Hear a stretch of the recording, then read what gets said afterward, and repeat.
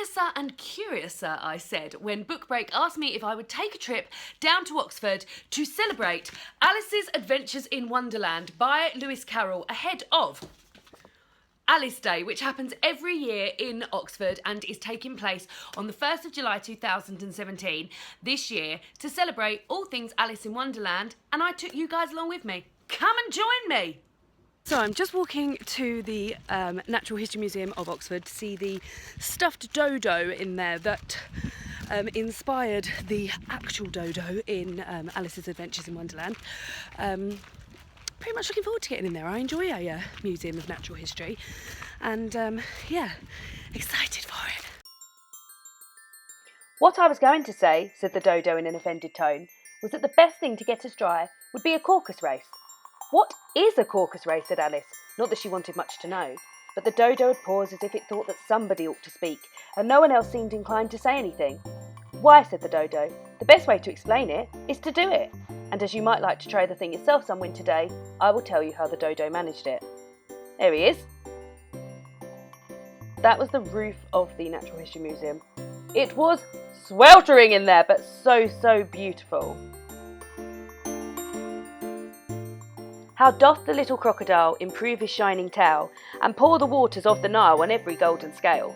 How cheerfully he seems to grin, how neatly spreads his claws, and welcomes little fishes in with gently smiling jaws.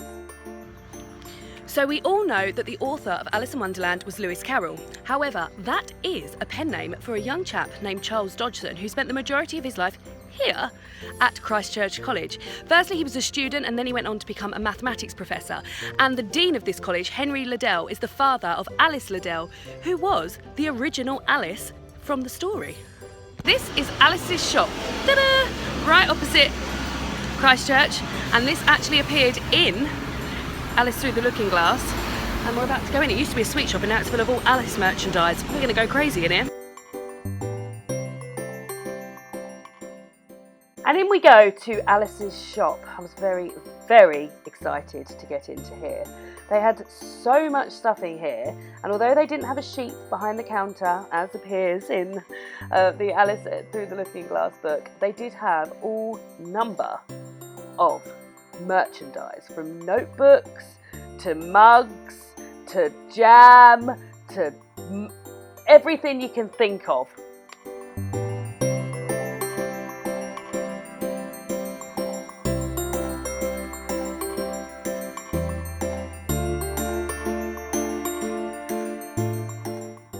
And here are many editions of Alice in Wonderland that were for sale in Alice's shop, and you can see some of the lovely Pan Macmillan. There's one there!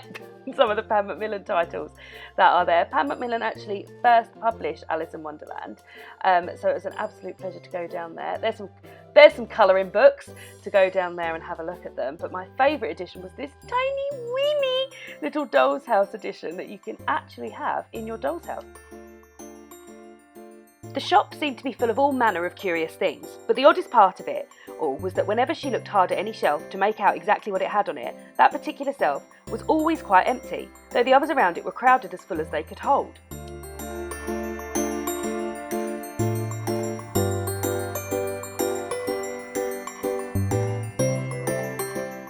Here was a sneaky Cheshire cat in the local Waterstones. And this city was just beautiful, the old buildings and just the gorgeousness of it all. You can see why such a wonderful story was written here.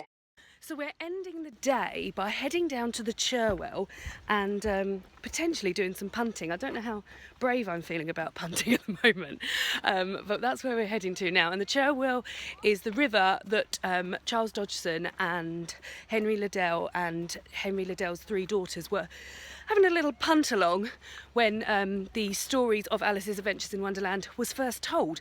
That's where it started from, just people chatting on the boat, having a nice little talking about stories and things.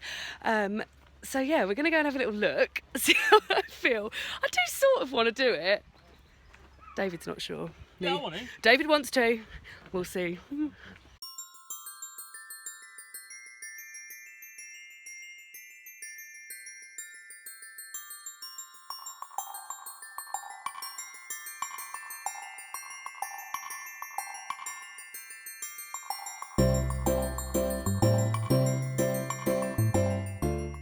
How do you feel about the punting, David? Not as confident as I once was. Everyone's really unstable with their feet. It does look scary. We thought there'd be someone that went out with you, but no. They let you go alone. I was hoping there'd be like a big one where like about 40 people could sit on it. I'm too frightened. Yeah. We're both too I frightened. think I'm just a bit. I'm not a very small man, so I just think I fear that the boat may weigh down at my end. Yeah, it's just not very stable, is it? And neither of us are very stable on our No, feet. you've just seen a man who looks stable, Not be very stable. unstable. Yeah.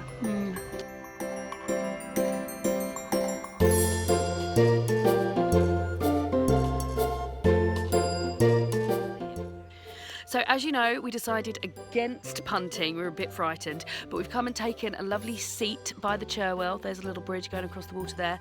We're having a lovely moment. We're just going to have a little look at what we got in the shop. Here we are. So, David, what did you get in the shop? Well, you bought me I did. as a lovely treat. You bought me, make sure I pick up the right thing. Oh, the suspense. Suspense. You bought me a lovely Cheshire cat pin. Very nice. Very nice. I bought myself a coin purse. You can never have too many coin purses. This has got all little illustrations from Alice in Wonderland on it there. And I also bought myself an Alice pin that I'm shortly about to pin on my dress. I feel like I wore a dress that matched Alice today. And then lastly... Oh, yes, sorry. Oh, where's it gone? There was another thing in The there. big moment. Oh no, here it is. There he is. I didn't leave you out, Jean. You've got an Alice in Wonderland badge coming too, so don't feel like you've missed out. You've got an Alice in Wonderland badge.